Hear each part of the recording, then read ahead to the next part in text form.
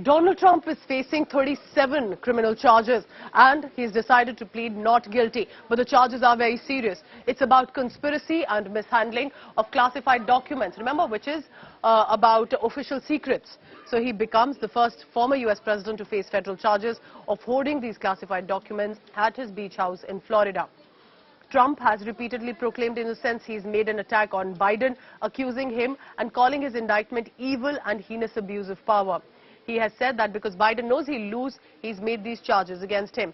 Trump basically is accused, to give you a background, of hiding classified documents, official secret documents, including state nuclear secrets in his shower, ballroom, but as his personal residence, specifically in Mar-a-Lago. All this amounting to a charge of conspiracy to obstruct justice. Will he be able to come out of it, or will it become perhaps a clock ticking ahead of his rerun election campaign?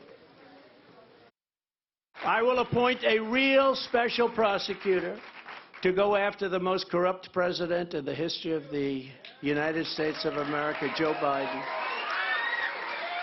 and the entire Biden crime family. Name a special prosecutor.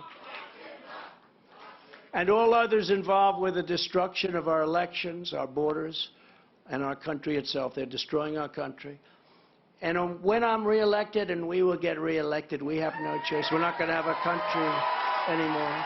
I will totally obliterate the deep state. We will obliterate the deep state.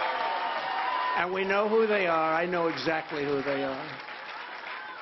They want to take away my freedom because I will never let them take away your freedom. It's very simple. They want to silence me because I will never let them silence you. They want you silent. And I am the only one that can save this nation because you know they're not coming after me, they're coming after you, and I just happen to be standing in their way, and I will never be moving. On November 5th, 2024, justice will be done. We will take back our country, and we will make America great again. So what does this really mean? And getting a perspective on that, we're joining me guests from Aziz Hanifa from Florida and our foreign affairs editor Geeta Mohan. I spoke to them about just a short while ago. Listen into what they have to say. It's been very interesting that Trump has decided to return to at least try to rerun as a presidential candidate again for 2024. But it's not going to be an easy road at all for him, if at all he gets to be on that road. Absolutely, because this is just one of probably a few more indictments that are to follow. And it was historic in the 247-year history of the United States. Never has a former president been indicted, and indicted in federal court. And it was quite a circus today in Miami outside the federal court, where a lot of hundreds of Trump fans as well as a few protesters had assembled for this historic indictment on 37 counts.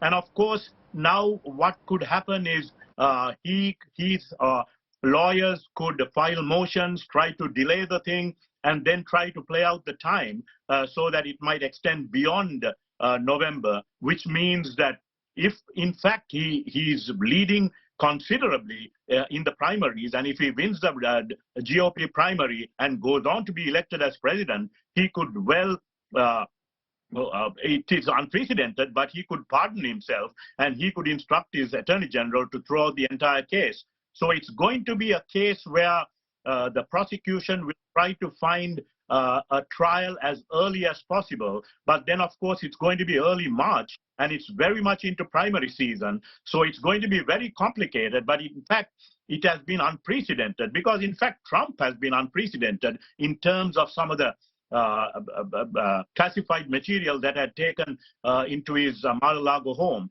So it's going to be an interesting next few months going on to all the way up to the election. Happening right when the whole election season is also starting for the USA. I request Aziz Hanifa stay on with me. I want to take this question to Geeta Mohan. Geeta, can we say that temporary relief for Donald Trump and the world in some ways watching? Of course, it is their internal matter, but it is also a very curious case.